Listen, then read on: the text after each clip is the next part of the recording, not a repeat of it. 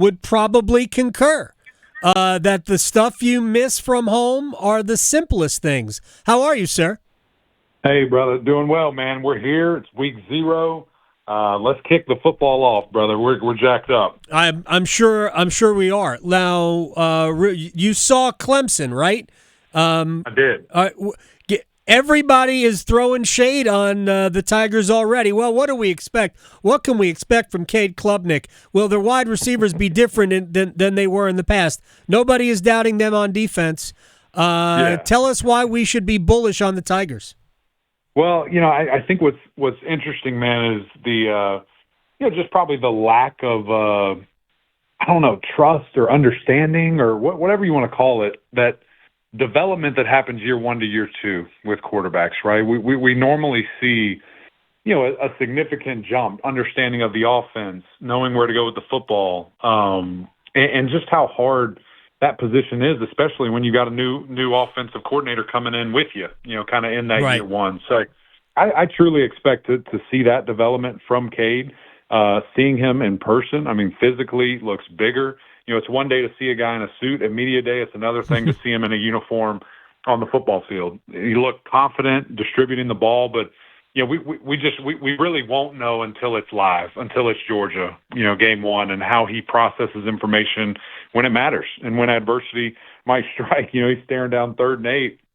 What are you going to do? Where are you going to go with the football? So, obviously we'll learn a ton in that game, but I think another big help, along with natural growth and development that we see, is that wide receiver room. Those guys look ready. They look big, fast, developed. I mean, I'm looking at Antonio Williams and Tyler Brown, man. They've looked fantastic. 2 guys that just never could be on the field at the same time last year because of injury, now are fully healthy and ready to go.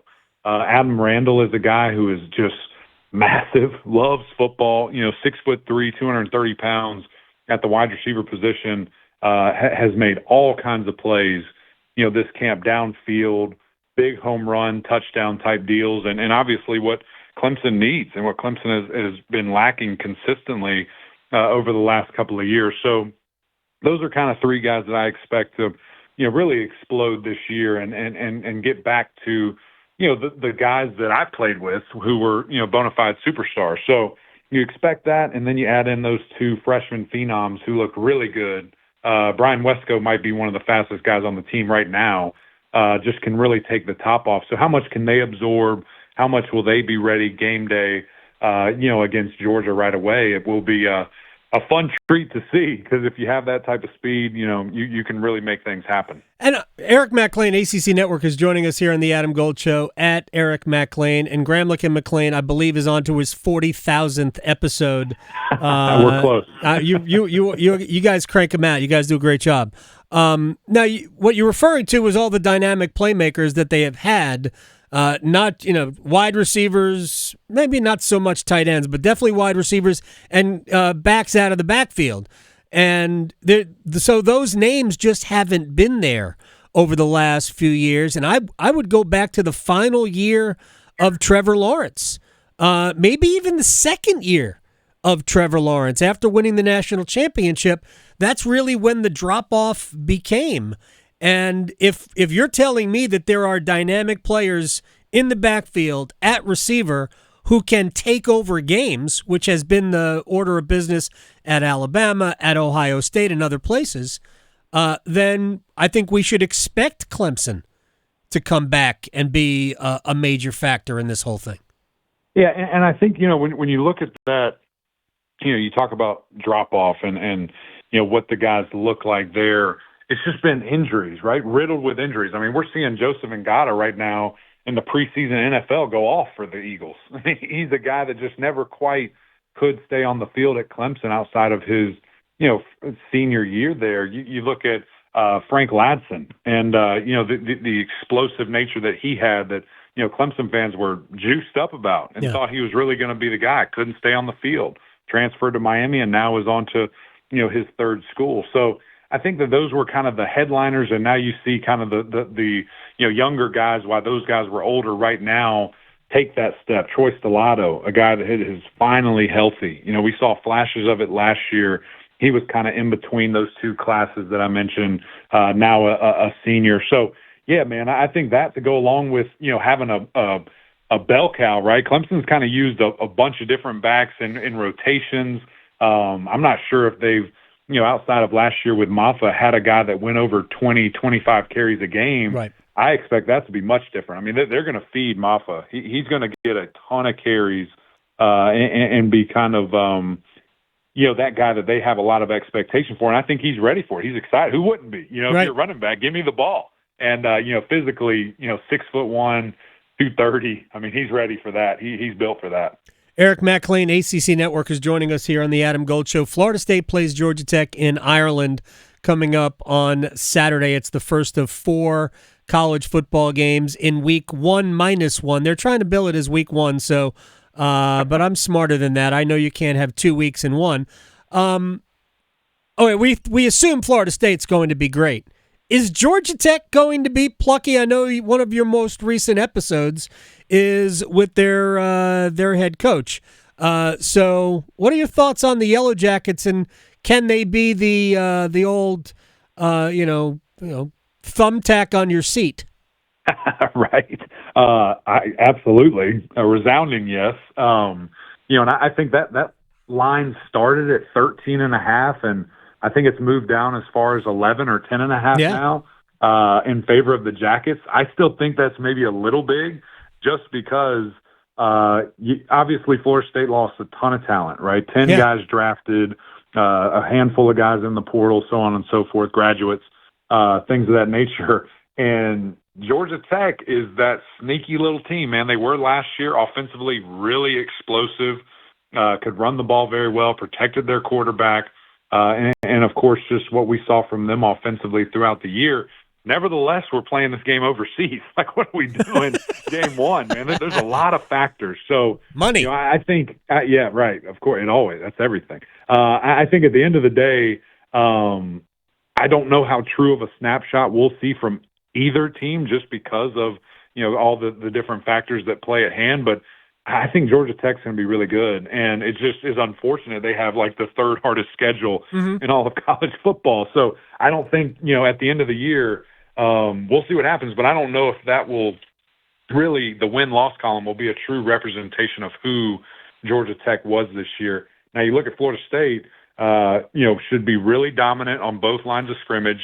Offensively, it's going to look different. Obviously, Jordan Travis, who had been there for so long, is now in the NFL.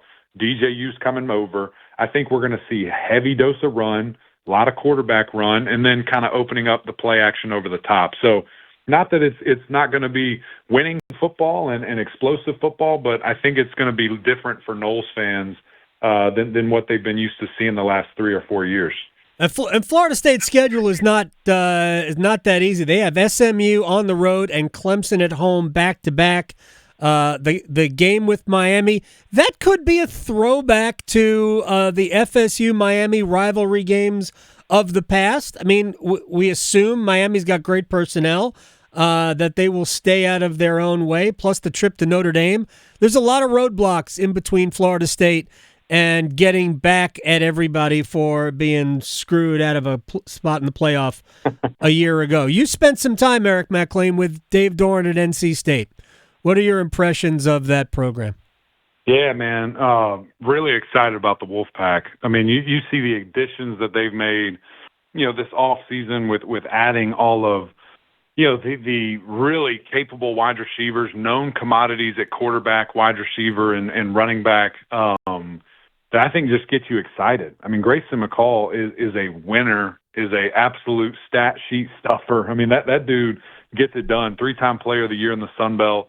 I think we're going to see a different level for them as well, especially through the air. I mean, Noah Rogers is a guy who's a guy who decided to come home from Ohio State, a redshirt freshman who is as dynamic as it gets. I mean, I saw him make play after play the 2 days that we were hanging out with the Wolfpack, and we saw it in the spring game too. I think he had like 150 yards or something crazy like that in the Wolfpack spring game. So that's going to be an absolute guy to watch that's now paired up with KC Concepcion. And KC doesn't have to be Mr. Do-It-All, certainly still can be. But it's one of those things where I feel he's going to be so much more free to just really thrive in the offense naturally instead of having to be force-fed, catch it, throw it, run it, at different times for this Pac team. So you hope that frees up a lot and allows different things to happen offensively. Again, I think the run game going to be drastically improved. That feels like it's been the last kind of piece for NC State, maybe kind of keeping them from taking that next step and playing championship level football. And then defensively, obviously when you lose a generational player, which I think there's arguments that Peyton Wilson's the best or one of the best defenders to ever wear the jersey, there's going to be a little growing pain, but at the end of the day, Tony Gibson's still there, and he's the one calling the defense, and I never, ever will doubt that. And I feel really good about this secondary. They're long, they're fast, experienced. They just need some other guys to step up. Sean Brown's going to be the guy that kind of steps up in that Peyton Wilson spot, moving from safety to linebacker. I think they'll be just fine. All right, final thing for Eric Mac Lain, then we're going to let him go be a dad. At Eric Mac Lain on Twitter. I've been covering this league for a long time. And, I was in the league as a student reporter at the University of Maryland back in the 80s. So I go all the way back with this league. When Virginia Tech came in, it was cool that another school that is basically a football school is in the league. But over the last, 10 years, they have not really contributed to the football in this league. They've been kind of a passenger. What are your thoughts on the return of Virginia Tech to football prominence, and how can that factor into helping raise the level of ACC football as a whole? Yeah, it's massive, man. And I'll touch on the Hokies, but I'm gonna kind of call out everybody. We need Clemson, Florida State, Miami, Virginia Tech. I'll throw NC State in there too. We need them to all be good at the same time. Right? It's never happened. You know what I mean? We've had these one-off spurts from non-Clemson, non-FSU, where it's kind of this rotating door of who wants to kind of be second or third. Instead, we need like a powerhouse, force them to step up and really kind of be there and to consistently be there. And so, starting with the Hokies, no question, man. And with all the people that they have coming back, all the production, your quarterback mixed in with this schedule that I love, you got to take care of business and you got to make it happen, because those people are amazing in Plattsburgh. They're insane, and I can't wait to see it, with a top 25 team. How much better is that atmosphere going to be? How much harder is it going to be to go and win there? So I think it's only, better for the league, will strengthen the league, and, just give us more ground to stand on when we can have, 4 or 5 teams really rolling. All right, we're going to bother you during the season. All right, go be a dad. Eric Mac Lain, Gramlich and Mac Lain podcast is a must-stop for ACC fans. My friend, good to see you a couple of weeks ago, and we'll talk to you soon. No doubt, brother. Always appreciate you. You got it, man. Eric Mac Lain on from the ACC Network right here on the Adam Gold Show.